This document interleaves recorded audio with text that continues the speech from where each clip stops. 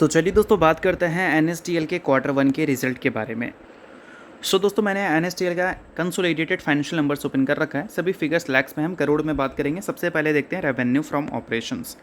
Comparison अगर year on year basis पे करें तो 3100 करोड़ से सीधा बढ़कर 5100 करोड़ हो चुका है। But Q on Q basis पे 4582 करोड़ से ये नंबर बढ़कर 5166 करोड़ हमें देखने को मिल रही है।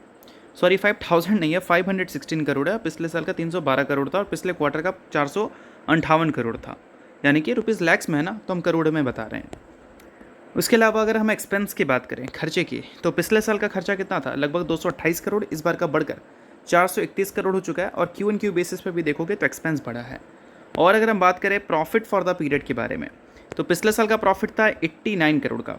इस बार का प्रॉफिट है 98 करोड़ का। और क्यू एन क्यू बेसिस पे देखोगे तो 90 करोड़ से प्रॉफिट बढ़कर 98 करोड़ 30 लाख हमें देखने को मिल रही हैं।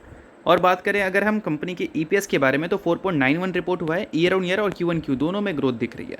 दोस्तों ये था एनएसटीएल का Q1 रिजल्ट।